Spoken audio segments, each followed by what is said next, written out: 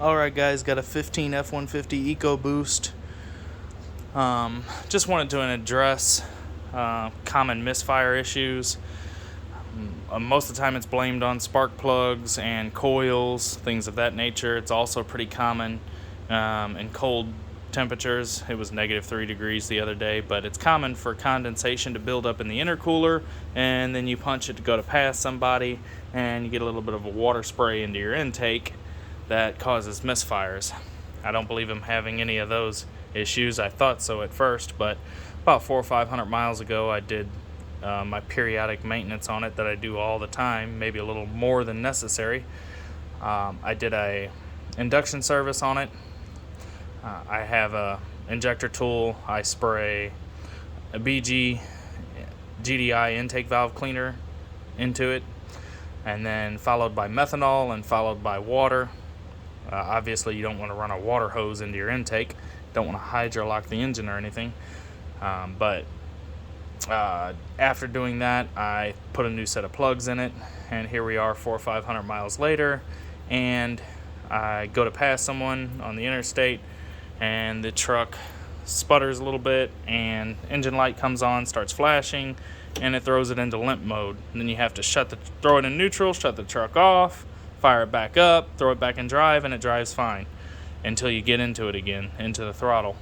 So as long as you drive like grandpa, it seems fine.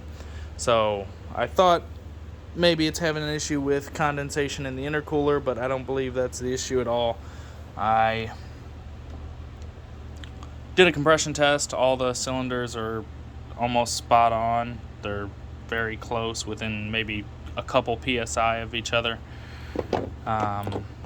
Pulled the plugs, obviously this one looks fine, but the only code I had was a cylinder 1 misfire. Here's the cylinder 1 plug. There's a little bit of cracking in the porcelain, and the only reason I found it is because of my dirty gloves rubbing it, but you can scratch the porcelain and you can feel where it's cracked at. So I'm usually pretty careful installing spark plugs, but I don't know, accidents happen, or this one could have been dropped at the parts store or during shipping, who knows. So I'm going to replace that, and hopefully that'll take care of my issue. I'm pretty confident it will. I was struggling to get a view down in here. I can see it by eye, but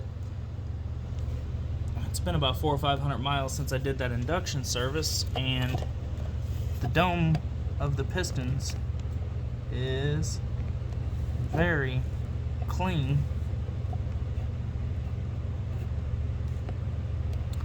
And it's hard for me to get the light in there and the camera. Maybe next time I'll go in there with a borescope, and that way you guys can get an idea of how clean it actually gets the dome of the pistons when you do that induction service. But I'll slap this new plug in there,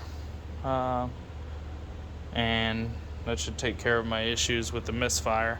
So if you have a 3.5 ecoboost and have a misfire issue, definitely take a look at your spark plugs very closely, just to make sure the porcelain isn't cracked, because that could be the culprit.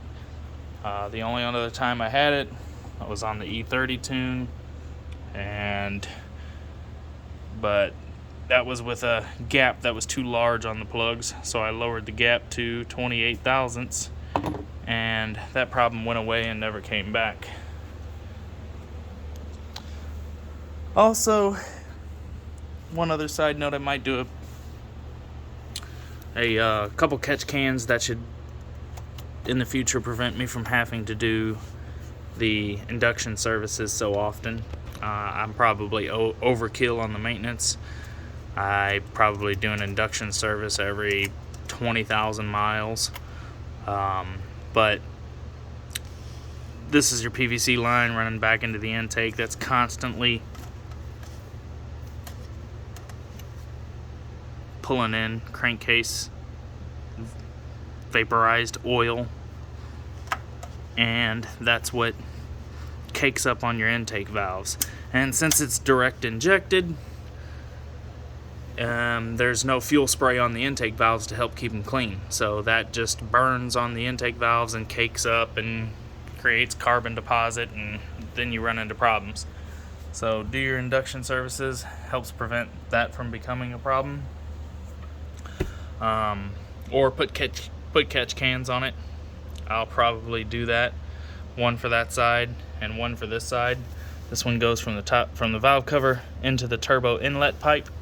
And of course the turbo spooling creates a Venturi effect that draws those crankcase gases into the intake. And this one, the driver's side, is the culprit of why you would have any oil residue in your charge piping and in your intercooler, which eventually makes it up into the intake and on your intake valves. Here's the one that goes on the driver's side, has a little sensor on it, oil residue in there, caked nastiness in there. It's not clogged or anything, but I'll probably eliminate that with catch cans. Well, not eliminate, but all you'll have to do is put your catch can hose from this side, or tell you what, rather this side. So just take this part off. This part runs to a catch can inlet, and then your catch can outlet onto this side.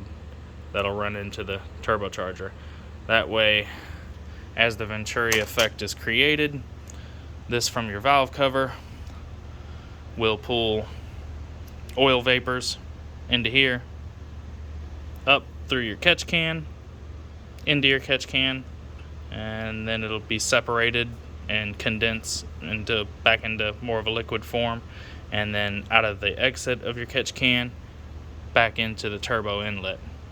And then you'll drain your catch can periodically, and that'll catch most of the crap that ends up in your charge piping, intercooler, intake, and eventually burning onto the intake valves.